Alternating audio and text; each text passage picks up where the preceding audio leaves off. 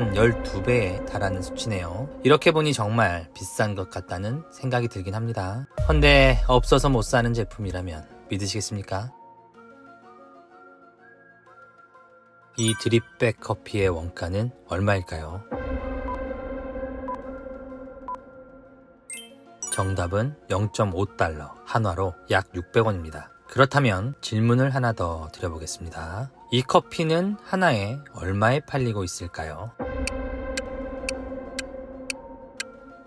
정답은 3,000원입니다. 어떤가요? 생각했던 가격과 비슷한가요? 참고로 이 커피의 원가율은 20%입니다. 마진율 개념으로 계산해보면 이 브랜드의 마진율은 80%에 달합니다. 얼핏 봐도 높은 것 같긴 한데 어떤 수준인 건지 감이 아직 오지 않으실 것 같아 비교를 한번 해보겠습니다. 네이버에 이렇게 드립백 커피를 검색해보니 여러 제품들이 판매되고 있는 것을 알 수가 있네요. 그냥 최상단에 노출되고 있는 제품과 비교를 한번 해보겠습니다. 이 제품의 판매가는 28,000원, 36개가 들어있는 패키지니까 개당 판매가는 약 800원가량 되겠네요. 수익 개념으로 생각해보면 더 재미있습니다. 같은 드립백 커피인데 한 제품은 한 개가 팔릴 때 약 200원의 이익을 남기고 있고 또 다른 제품은 2,400원의 이익을 남기고 있는 것을 알 수가 있습니다. 마진으로만 본다면 12배에 달하는 수치네요. 이렇게 보니 정말 비싼 것 같다는 생각이 들긴 합니다. 너무 비싼 가격에 팔고 있으니까 왠지 파리만 날리고 있는 것은 아닐까 하는 생각도 듭니다. 헌데 없어서 못 사는 제품이라면 믿으시겠습니까? 어떻게 이런 일이 가능한 걸까요?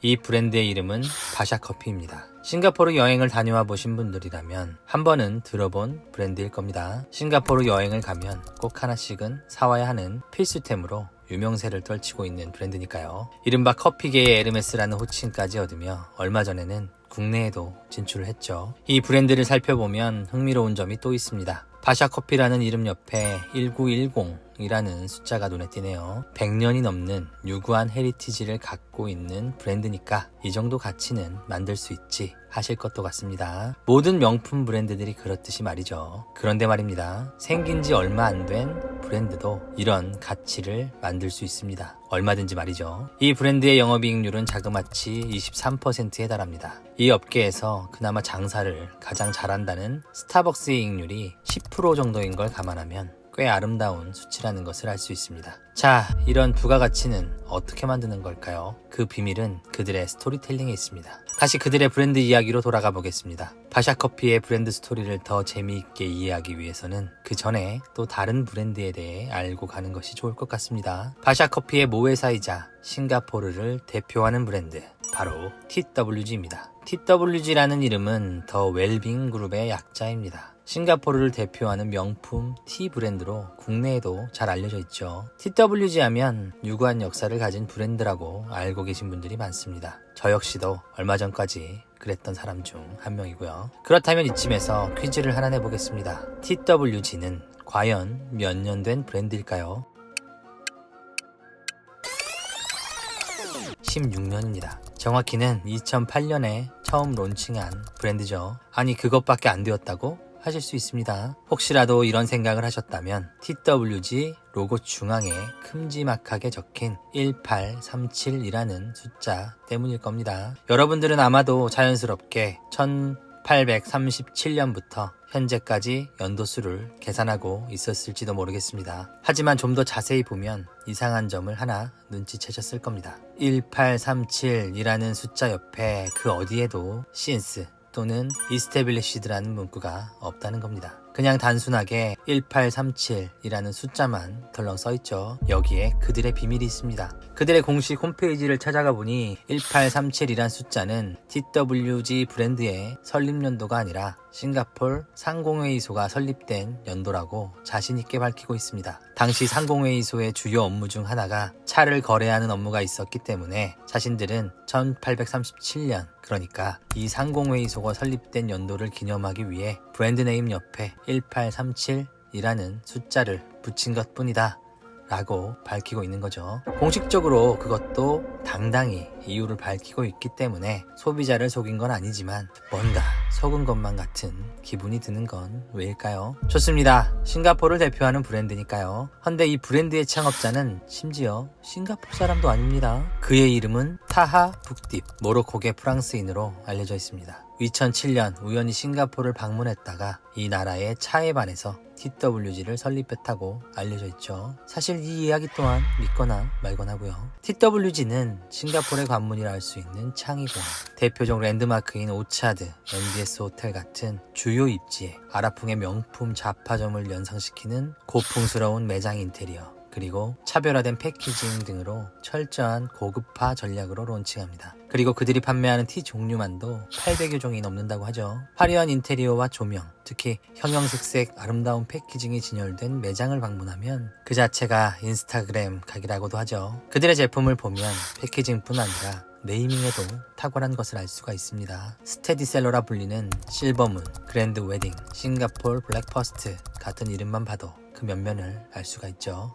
다시 바샤커피 이야기로 돌아와 보겠습니다. 이 브랜드의 로고입니다. 여기서 퀴즈를 하나 더 내보겠습니다. 이 브랜드는 몇 년도에 설립되었을까요? 눈치 빠른 분들은 1910이라는 숫자를 눈여겨보셨을 것만 같습니다. 맞습니다. 앞에 소개한 TWG와 마찬가지로 신스나 이스테빌리시티 같은 단어는 역시 찾아볼 수가 없다는 것을 눈치채셨을 겁니다. 파샤커피라는 브랜드 네임은 모로코 마라케시에 있는 오래된 궁전 다르엘 파샤 이름에서 따왔다고 알려져 있습니다. 다르엘 파샤는 파샤의 집이라는 뜻을 가지고 있습니다. 여기서 파샤는 오스만 제국의 고위 관직의 칭호를 말합니다. 그리고 이 파샤의 영어 발음이 바로 파샤입니다. 그래서 이 궁전은 마라케시를 지배하던 타미엘 글라우이라는 파샤의 개인 궁전이었다고 합니다. 이 궁전이 완공된 해가 1910년이고요. 모로코 고위 관료의 궁전이었으니 수많은 정치 인사들이 이곳을 다녀갔을 겁니다. 그 중에는 우리가 잘 아는 윈스턴 처칠, 프랭클린 루즈벨트 같은 유명 인사들도 있었고요. 이 궁전은 2차 세계대전 이후 60년 가까이 방치되었다가 2017년 리노베이션을 거쳐 모로코 내셔널 뮤지엄으로 재개장을 하게 됩니다. 이때 TWG의 창업자였던 타하 북딥의 기가 막힌 한 수가 등장하는데요. 이 건물의 이름을 딴 바샤커피라는 이름의 작은 커피숍을 박물관 안에 오픈하게 됩니다. 유명 정치인들이 다녀가면서 이 궁전에서 차나 커피도 당연히 마셨을 겁니다. 그런 사진들이나 고증들이 실제로 남아있기도 하고요. 하지만 당시 그들이 마시던 커피와 지금 바샤커피는 맛이나 로스팅 방식, 레시피 등에서 직관적인 연관은 전혀 없을 겁니다. 하지만 100년이 넘는 스토리를 채 5년도 안 된 브랜드에 녹여내는 그야말로 마법 같은 일이 실제로 벌어집니다. 여기에는 TWG의 성공 방정식이 그대로 녹여져 있는 것도 알 수 있습니다. 매장 인테리어를 봐도 묘한 공통점을 찾을 수가 있습니다. 19세기 차를 담던 통을 재현했다는 TWG 캔 용기의 디자인과 바샤커피의 패키징을 비교해봐도 잘 알 수가 있습니다. 그래서 어떤 사람들은 TWG 창업자 타하 북딥을 단순히 패키징 전문가 혹은 희대의 사기꾼으로 폄하하기도 합니다. 그들의 이른바 헤리티지 마케팅이야말로 고객 기만이자 희대의 사기극이라는 것이죠. 하지만 반대의 시선도 있습니다. 설령 그 스토리가 가짜라 하더라도 진짜보다 더 진짜 같은 경험 그리고 감성을 만족시키지 못했다면 지금과 같은 성공은 이루지 못했을 거라고 말이죠. 적어도 타하 북딥이 만들어낸 이야기의 진정성은 떨어질지 몰라도 그들이 만들어낸 제품과 서비스, 경험들의 진정성은 어쩌면 진짜일지도 모르니까요. 자, 어떠셨습니까? TWG의 스토리와 마케팅 전략을 알고 나니 뒤통수를 세게 얻어맞은 느낌이 드셨나요? 아니면 마케팅의 규제라는 느낌이 드셨나요? 뭐든 상관없을 것 같습니다. 적어도 뭔가 느낀 점이 있다면 말이죠. 소비뿐 아니라 우리의 모든 선택은 문제의식에서 기반합니다. 문제의식이 없다면 영감을 얻을 수 없고 영감이 없다면 여러분의 브랜딩은 공허한 메아리로 그칠 뿐이니까 말이죠. 좋은 브랜드를 만들고 싶으신가요? 정해진 틀이 아닌 자신만의 문제의식으로 생각해 보시길 바랍니다. 그렇다면 여러분 스스로가 새로운 기준이 될 테니까요. 이상 브랜드 읽어주는 남자 브랜드 파인더였습니다. 감사합니다.